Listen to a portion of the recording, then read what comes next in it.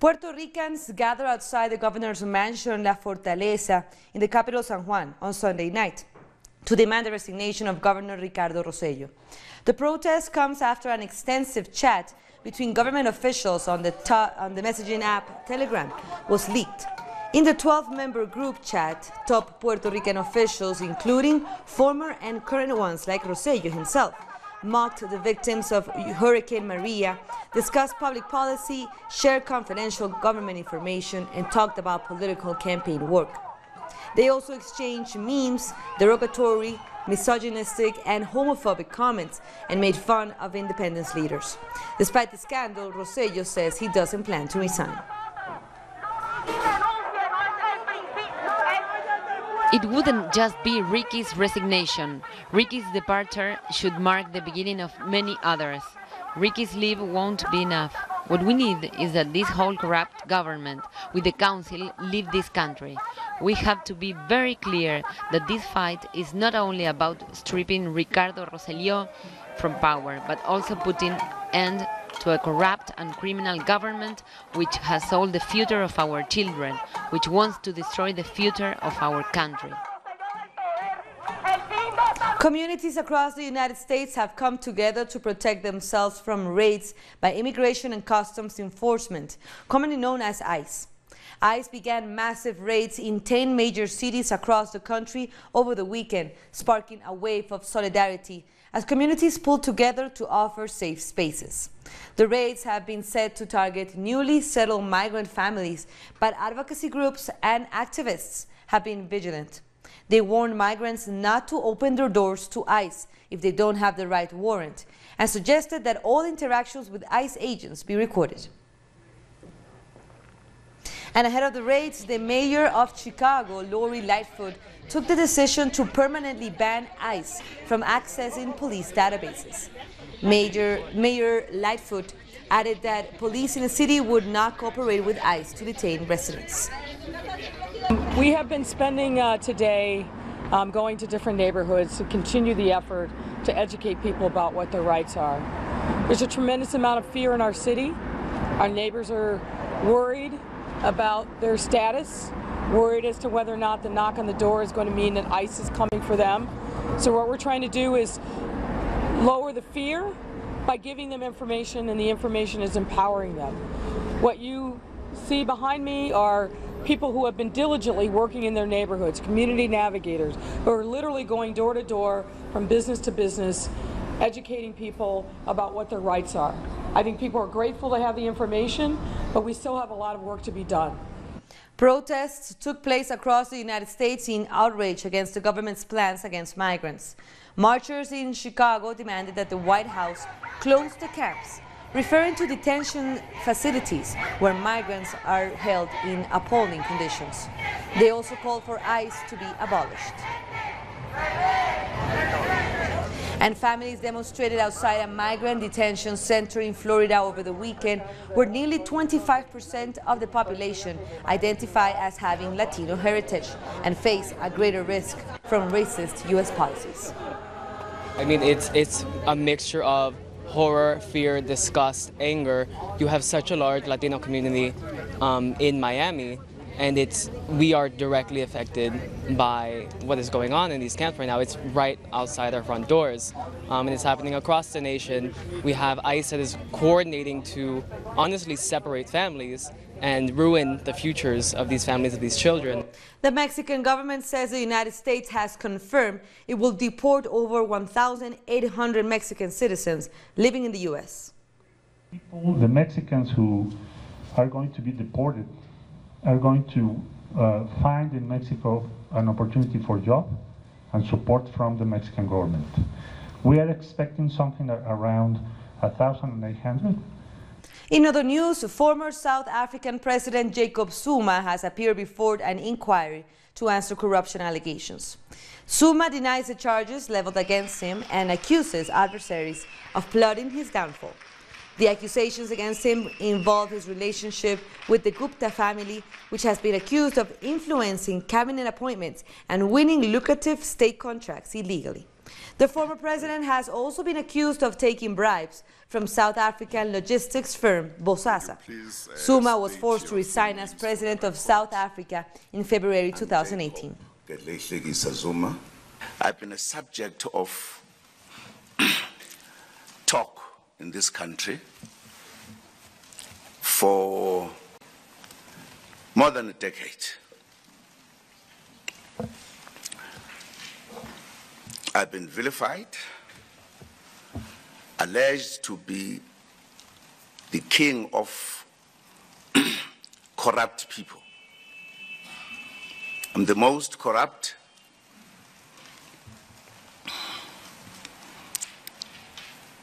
I've been given every other name, and I'd never responded to those issues. Firstly, because I believe it is important that we all respect one another,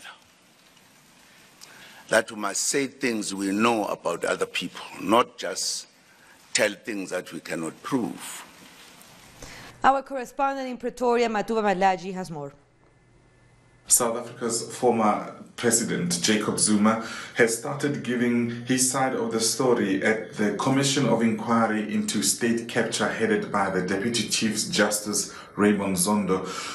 Former President Jacob Zuma started giving his side of the story, telling the inquiry that there's been a conspiracy against him when he was leader in the ANC, even before he became president, detailing times when he was charged with corruption, and as you may know now that he's still facing charges of corruption in the Pietermaritzburg High Court, which he's yet to finish that trial alongside a French arms company, Thales. But now, today, former President Jacob Zuma told the Commission that he was treated unfairly, and that the unfair treatment that he's received from organizations he refused to mention, but does claim that these are authorities in foreign countries that are intelligence, but did not name the countries. And he says some intelligence people or who could be spies are within South Africa, and most probably within the African National Congress, which is the political party that he served as president under. And he's due to continue for 5 days on the witness stand to give the side of his story, and he'll be questioned because some former members of his executive have implicated him in some sort of allegations of wrongdoing or even corruption. Indian family, the Gupta family, that he's been accused of outsourcing his executive power to this controversial family, whereas the Gupta family would decide who becomes minister of what, so that they're positioned correctly to make business with government. But in the next 5 days, these are allegations that former President Jacob Zuma will be setting the record straight and giving the side of his story throughout the week. It's back to you, studio. Thank you, Matuba Madlaji from South Africa. And July marks 56 years since South Africa's Rivonia trial, which saw Nelson Mandela and other anti-apartheid activists jailed. A key moment in the country's struggle for freedom. More in this report.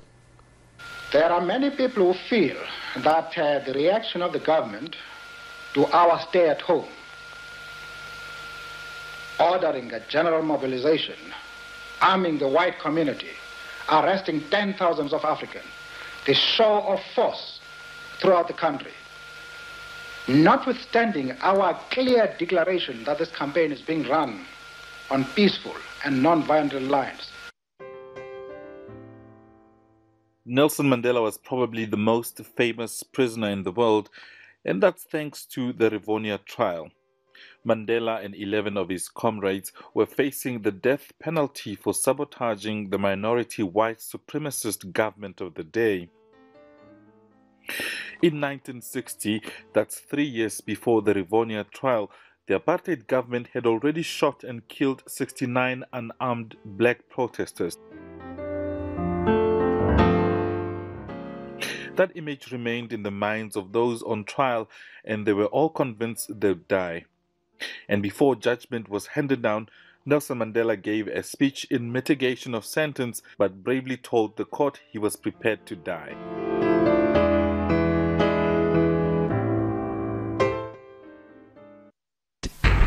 cherished the idea of a democratic and free society in which all persons will live together in harmony and with equal opportunities. It is an idea for which I hope to live for and to see realized. But my Lord, if it needs be, it is an idea for which I am prepared to die. The presiding judge instead gave the men life sentences, and they would all be sent to Robben Island. It was now 1964 when the fight against the unjust apartheid laws took a turn for the worst. The white minority rule would thrive for another 3 decades. Matuba Mahlachi, Telesur, Pretoria. Coming up, a rape survivor fights her prison sentence following a stillbirth in El Salvador. Don't go away.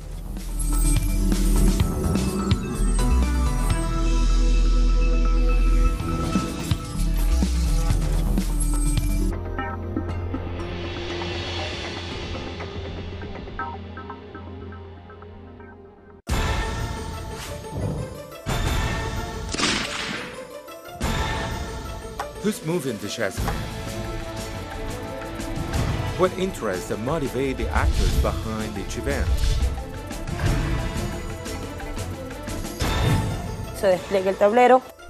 Uncritical Moves investigates every event from Monday to Friday. Only on Telesur.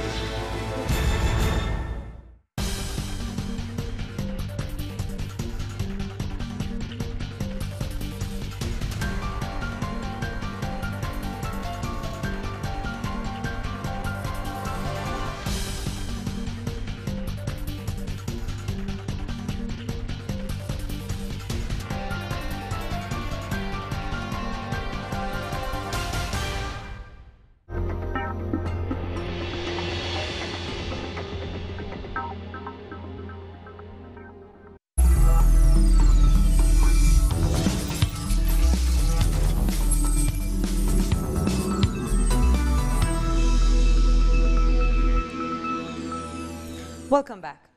In El Salvador, teenage rape survivor Evelyn Hernandez is facing a retrial after her 30-year prison sentence was annulled in an appeal at the Supreme Court in February. Hernandez, who is now 21, was convicted of murdering her child in 2017 and jailed for nearly 3 years after a stillbirth. The female judge at the time ruled that the teenager had induced an abortion, which has been a crime in El Salvador since 1997. Women's rights activists say her retrial is a test for the new president's position on abortion. United Nations Security Council delegates on a visit to Colombia have praised the former FARC combatants for their commitment to the peace process, despite concerns over the government's adherence to the agreement.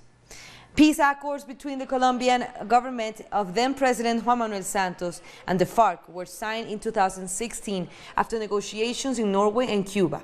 However, the current president, Iván Duque, has sought to undermine the peace deal, with up to 31% of the agreement yet to be implemented. At least 140 former FARC combatants have been murdered since the accords were signed, and the Security Council is set to deliver its report later in July. But what I've seen is the sight of people who are fighting now in Congress, now settling their differences through talking. I've met ex-combatants who are trying to create a new life for themselves in the agriculture business, growing tomatoes, making a profit out of the land rather than fighting. And these are incredibly big achievements. So that seems to me the biggest thing. The fact of the agreement, the fact that people, whatever their differences, are still trying to make it work and are committed to making it work. And the fact that people have really laid down their weapons and are now engaging on a political level, we heard a lot of concern around the killings of human rights defenders, social leaders and ex-combatants. And whilst I understand that that is a complex set of issues, I think it is one on which the Security Council has spoken before, and I think it's one on which the Security Council will be focusing again in the future. Now we turn to Venezuela, where the Minister of Communication has provided new evidence of opposition criminality in the failed coup d'etat that took place on April 30th. Jorge Rodriguez points to the theft of arms and how opposition leader Juan Guaidó is directly involved. 2 of Guaidó's security guards have since been arrested. Just a few days ago, we held a news conference to show the people of Venezuela and the world the brutal operation planned, including the assassination of the president, Nicolas Maduro. The first combatant, Celia Flores, the president of the National Constituent Assembly, Diosdado Cabello, and of 95% of the generals loyal to the Constitution and the Republic. That day, Mr. Juan Guaidó held a pantomime on a motorway in Caracas to try and deflect attention away from the grave events taking place. During this pantomime, we found that one of Juan Guaidó's security guards carried a weapon of war that is very similar to those stolen April 30th from the National Guard. It can't be the case that while we are engaged in permanent dialogue hoping to sustain a peaceful process of coexistence in Venezuela, it turns out that Juan Guaidó's close circle is in possession of arms that belong to the Bolivarian Republic of Venezuela. The arms are for protecting the people, not attacking them. The Cuban parliament has passed a new electoral law aimed at improving governance. The new law passed unanimously by the National Assembly and creates the role of Prime Minister and provincial governors. It is aimed at boosting policy execution and streamlines governance by reducing the number of National Assembly lawmakers from 605 to 474. The new measure will be implemented at the next elections in 2024. This proposal is made to the National Assembly, and here the candidacy is approved and then goes to an election and has to obtain more than 50% of the valid votes of Parliament. And it is a direct election here in Parliament. And days after equal marriage was legalized in Ecuador, a mural in the north of the capital city, Quito, was defaced by conservative groups. The mural demonstrated 3 couples kissing, 1 heterosexual, 1 lesbian, and 1 gay. Each one painted with the colors of the LGBTQ flag. Vandals damaged the mural by drawing crosses over the couples featured. Days later, the mural was completely covered in white paint. What happened here in Bella Vista was an attack on our community and the love we have for each other. I think we all need to join together in protest, because they can erase the mural, but they'll never erase us from society. We are here, we need to keep visibilizing our existence. After the break, Iran says it's willing to restart negotiations with the U.S. over the nuclear deal. Stay with us.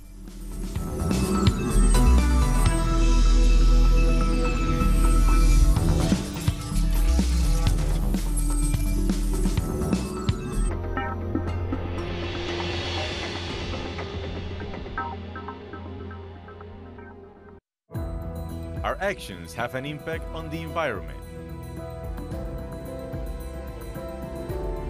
It's our responsibility to change for the sake of our planet. Let's be part of this transition. Watch, preserve, and protect your Earth. Green Zone. Wednesdays, only on Telesur.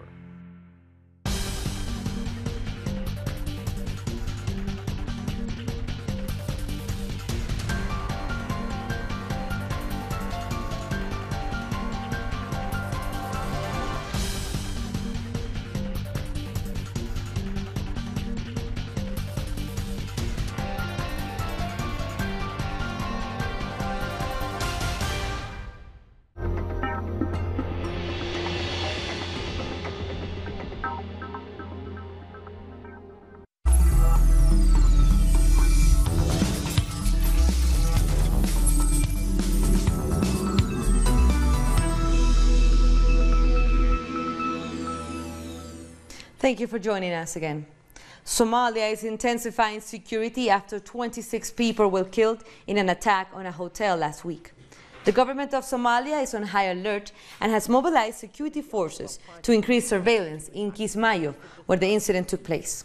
The attack was the most severe since Allied forces dislodged al-Shabaab from the port city 6 years ago. A group of armed assailants detonated a car bomb at the hotel before storming the facility and engaging security forces in a gun battle that lasted more than 10 hours. I call on security forces to increase surveillance to prevent a repeat of this kind of terrorist attacks, especially now as we are heading towards elections.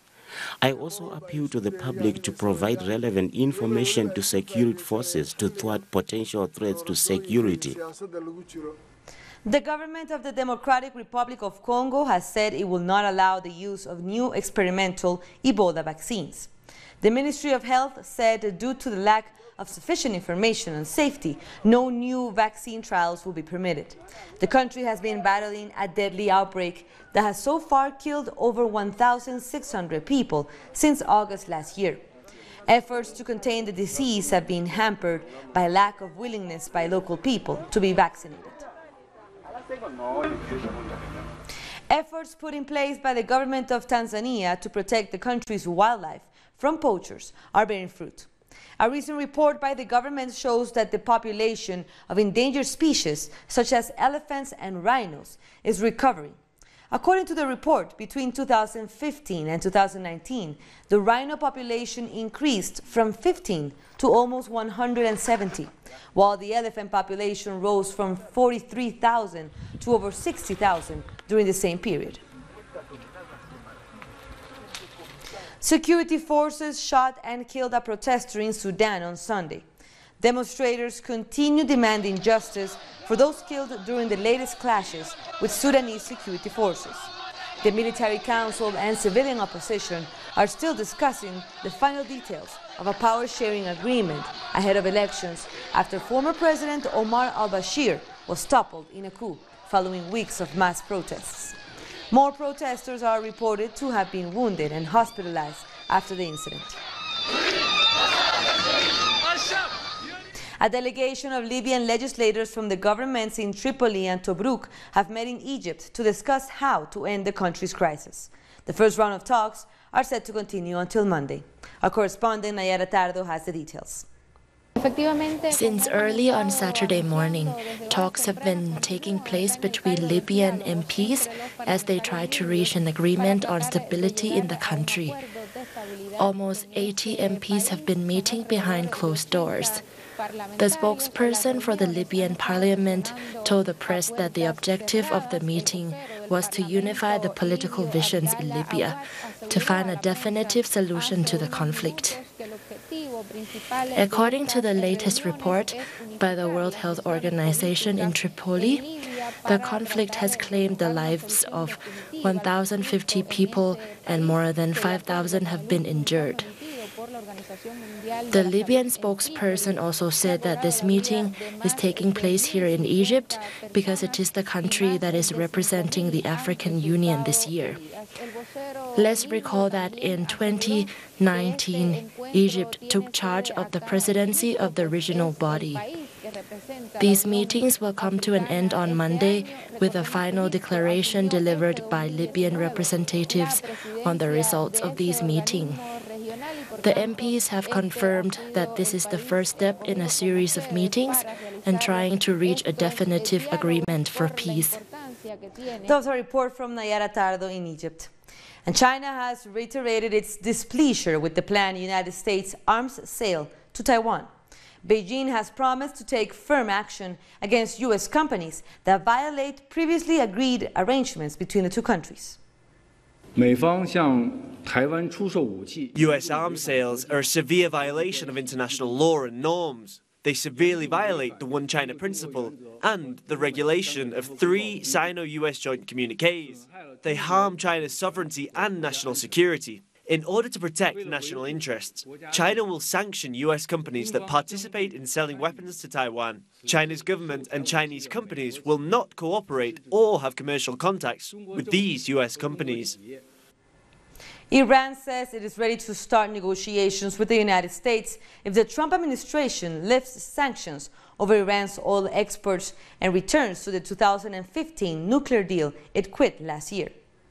When a big power that is a bully, well, then we have to stand up to it. It must stop being a bully. We have always believed in talks, always, right this hour, right this moment.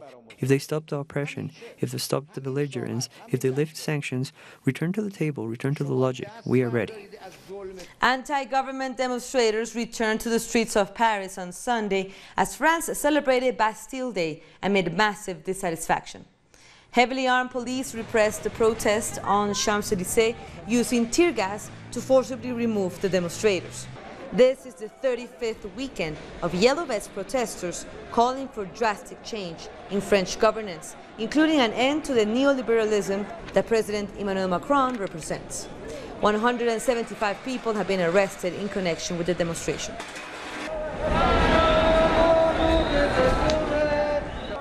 Also in France, demonstrators gathered to protest against the visit of Ecuadorian President Lenín Moreno. Moreno is in Paris on an official visit, and he was welcomed by protesters, accusing him of being a traitor and proclaiming the innocence of imprisoned former Vice President Jorge Glass. The protesters also expressed their support for WikiLeaks founder Julian Assange, who was forcibly removed from the Ecuadorian embassy in London earlier this year. And with that, we end our news brief, but you can find all of our stories by checking our website, telesurenglish.net. And you can also join us on social media on Facebook, Twitter, and Instagram. For Telesur English, I'm Carla Gonzalez. Thank you for watching.